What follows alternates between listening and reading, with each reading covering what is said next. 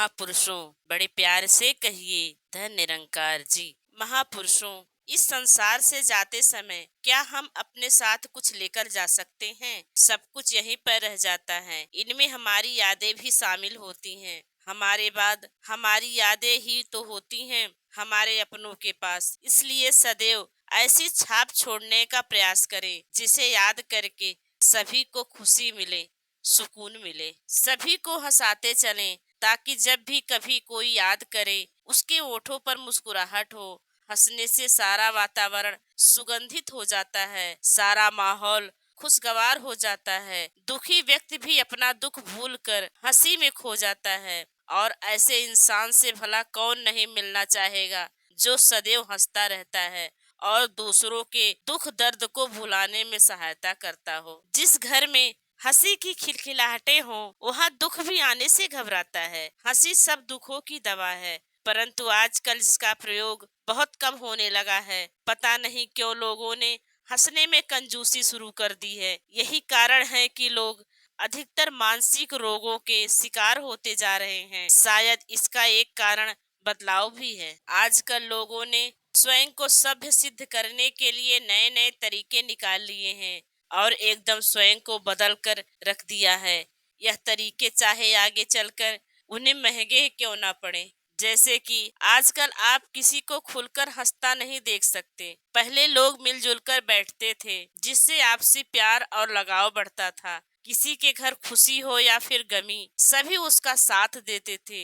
दूसरों के दुख को अपना दुख और दूसरों की खुशी को अपनी खुशी समझते थे। उनके पास एक दूसरे के साथ बिताने के लिए समय होता था, जिस कारण कोई भी अपने आप को अकेला नहीं महसूस करता था। औरतें एक साथ बैठकर काम करती थी और हंसती गाती। बच्चे मिलकर खेलते थे, चाहे कोई खुशी छोटी ही क्यों ना हो। जब ये सभी मिलजुल कर जाते तो वह छोटी खुशी भी बड़ा रूप धारण कर लेती थी। परंतु अब तो इंसान जैसे एक मशीन बनकर रह गया है। किसी के पास भी मिलकर बैठने और बात करने की फुर्सत नहीं। सारा दिन दौड़ धूप में चला जाता है। शाम को जो समय मिलता है वो टेलीविजन को समर्पित हो जाता है। हाँ, उसमें हास्य का भी प्रबंध होता है और यह बताने के लिए कि कहाँ हंसना है, पीछे से नकली हंसी छोड़ी जाती है। अब ऐसे में आप अपने आप को कितना सुखमय कर पाएंगे। पहले बच्चे भी इकट्ठे होकर खेलने निकल पड़ते थे और सारी दुनिया से बेखबर हो जाते थे, जिससे उनका मानसिक और शारीरिक विकास होता था। और रात होते ही घर के बड़ों के पास कहानी सुनने बैठ जाते थे। कितना अच्छा लगता था। जहाँ बच्चों को कुछ सीखने को मिलता था, वहीं बड़े भी अकेलापन महसूस नहीं करते थे। परंतु आज शायद बहुत कुछ परिवर्तित हो गया है। अब बच्चों का बचपन बस्ते के बोझ तले या फिर टेलीविजन और कंप्यूटर के आगे ही बीतता है। सुबह स्कूल जाना, वापस आकर ट्यूशन और शेष समय कितना बचता है। जो समय मिलता भी है वह वीडियो अथवा कंप्यूटर गेम्स में व्यतीत हो जाता है। खेलने के लिए समय ही कहाँ रहा और ना ही हम बच्चों को बाहर खेलने भेजना पसंद करते हैं।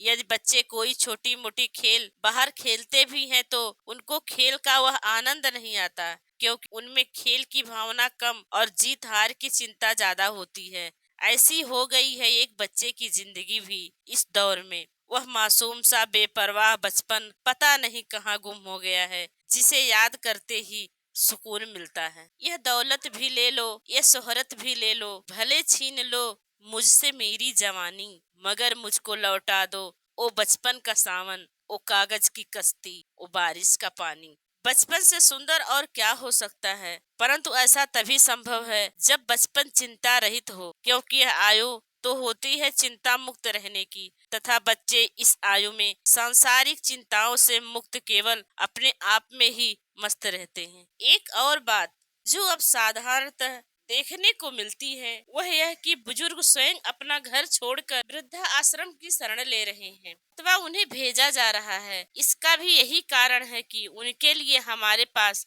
समय नहीं है, इसलिए ही वे स्वयं को अकेला पाते हैं। हम यह भूल जाते हैं कि इन्होंने हमारे लिए इतना कुछ किया है, आज हमें उनकी कोई जरूरत ही नहीं। माता पिता अपने साथ साथ बच्चों को पाल लेते हैं, उनकी हर मांग पूरी करने में अपनी खुशी समझते हैं। परंतु कितनी अजीब बात है कि 7 बच्चे मिलकर भी माता पिता को नहीं रख सकते, उन्हें 2 वक्त की रोटी नहीं दे सकते। आखिर क्यों? क्यों हम यह भूल जाते हैं कि हमें भी आयु के इसी दौर से गुजरना है। हमारे बच्चे भी यह सब देख रहे हैं और सीख भी रहे हैं। फिर कल वह वही करेंगे जो उन्होंने देखा और सीखा है, और उन्हें हमारे साथ ऐसा करने में कोई शर्म भी महसूस नहीं होगी, क्योंकि हमने ही यह सब उन्हें सिखाया है। जरा सोचें कि जो हम कर रहे हैं क्या वह हमारी खुशी का कारण बनेगा? नहीं, क्योंकि आज हमें एक एंटीक पीस को तो संभाल कर रख सकते हैं, यह दोबारा नहीं मिलेगा। परंतु हम भूल जाते हैं कि उन्होंने हमें जन्म दिया है, हमारा पालन किया है और अपने पाँव पर खड़ा होना सिखाया है, चलना सिखाया, बोलना सिखाया, हमें प्यार दिया। उन्हें आज हमारी जरूरत है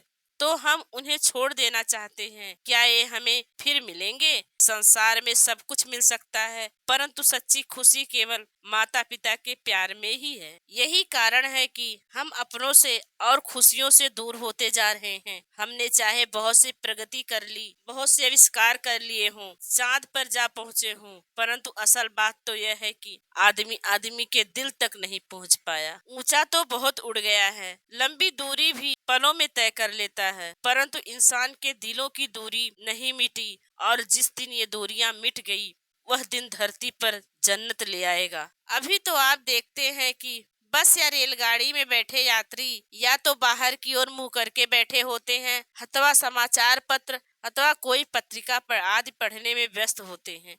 2 लोग आमने सामने बैठे होते हैं लेकिन बात नहीं करते, क्योंकि यह सभ्य लोगों की श्रेणी में नहीं आता। हमें कितना अच्छा अवसर मिलता है भिन्न भिन्न लोगों से मिलने का और उनके विचार जानने का, फिर हम ऐसे अवसर को हाथ से क्यों जाने दें? पत्रिका आज तो हमारे पास ही रहेंगे, घर जाकर भी पढ़ सकते हैं। ये लोग दोबारा नहीं मिलने वाले, तो क्यों ना इनसे बात करके अवसर का लाभ उठाया जाए। परंतु नहीं, इनसे बात करने में क्या लाभ? इंसान अपने स्वार्थी स्वभाव के कारण ऐसा ही सोचता है। वह केवल उन लोगों के संपर्क में रहना चाहता है कि जिनसे उन्हें भविष्य में कोई लाभ हो। वह किसी से फालतू बात नहीं करना चाहता और अकेला रहना ही पसंद करता है, और बाद में इतना अकेला रह जाता है कि चाहते हुए भी तन्हाई से बाहर नहीं निकल पाता। और इसी अकेलेपन के कारण ही लोग अपनी जिंदगी से दुखी होकर आत्महत्या तक पहुंच जाते हैं। पहले तो यह प्रवृत्ति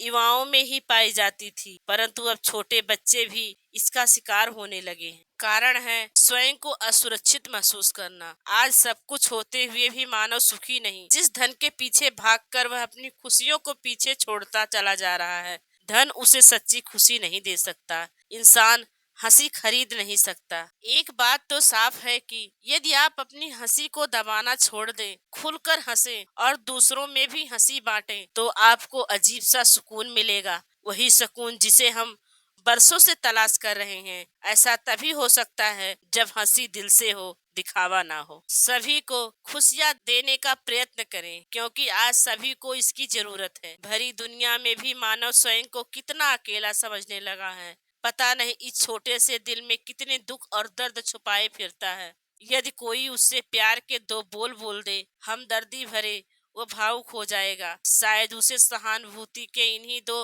बोलों की कमी है, और मूल्य भी क्या लगता है इन प्यार भरे शब्दों पर? कुछ भी तो नहीं। यदि हम किसी को देखकर क्रोधित होने के स्थान पर एक मुस्कान दे दें, तो हमारे साथ साथ सामने वाला भी खुश हो जाएगा। इसी तरह हम हंसी बांटते चले जाएं, क्योंकि हंसी पर कोई खर्च नहीं होता, तो फिर कंजूसी क्यों? ईश्वर ने तो हमें अनमोल दौलत दी है। अब यह सब हम पर निर्भर करता है कि इसका कितना लाभ उठा पाते हैं।